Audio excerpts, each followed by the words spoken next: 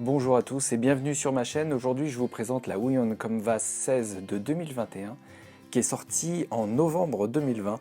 Elle a un écran en 1080p, le tout en IPS. C'est une nouvelle technologie avec un verre qu'on appelle laminé.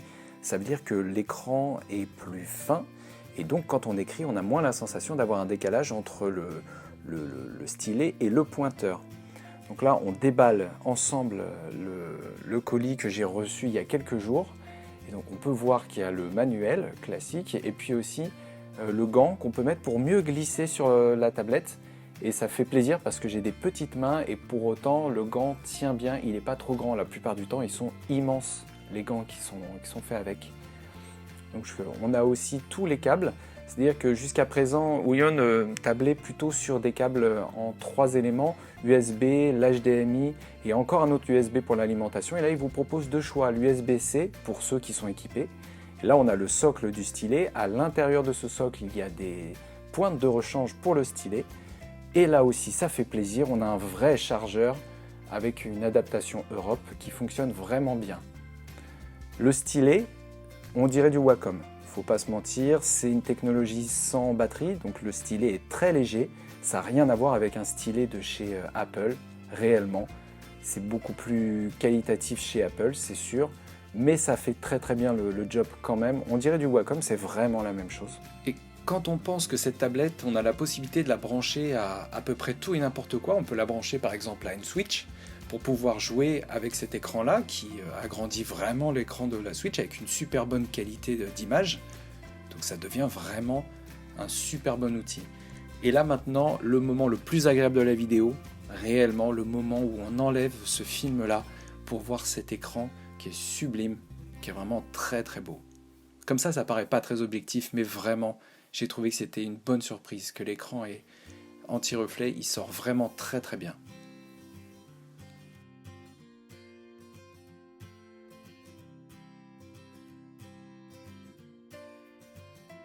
Un écran anti-reflet et qui a une sorte de texture qui est intégrée directement dessus.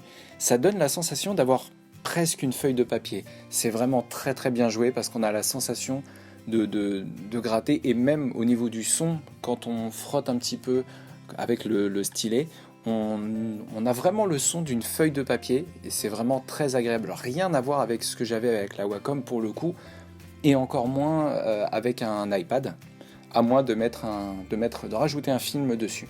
Donc là, on va tester le branchement de la tablette avec le Mac. C'était un petit peu compliqué, le temps de tout adapter, mais ça reste carrément faisable. C'est-à-dire qu'il faut télécharger les drivers. Une fois qu'on a bien téléchargé les drivers, qu'on a bien adapté le fonctionnement du Mac lorsqu'il se connecte, on se retrouve avec un écran dupliqué. Et je me suis dit, je vais peut-être me retrouver avec un écran de moins bonne qualité que le MacBook qui lui est Retina, et en fait c'est pas du tout choquant.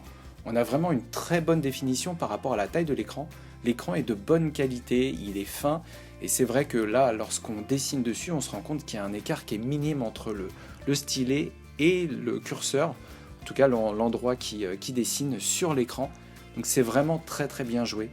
C'est super agréable et très vite, même si j'ai la sensation qu'il a fallu appuyer un petit peu plus par rapport à la Wacom, très vite on se retrouve avec une sensation qui arrive facilement, presque comme du dessin normal.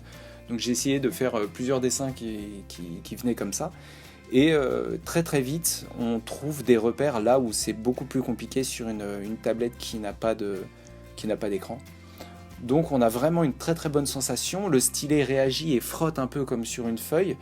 Au niveau de la définition, c'est vraiment très joli et c'est pas du tout choquant par rapport à l'écran d'un MacBook ou d'un ordinateur qui soit en mode Retina. Donc on a vraiment quelque chose de super bonne qualité pour moins de 350 €. On peut dessiner dessus, on peut même faire des montages de films. Et en plus, ce modèle-là, on peut le brancher à une tablette Android, ce qui fait qu'il n'a même pas besoin d'un ordinateur techniquement. Et à partir du moment où il est branché sur un smartphone ou sur une tablette Android, ça peut aussi fonctionner comme ça. Donc c'est vraiment super bien fait.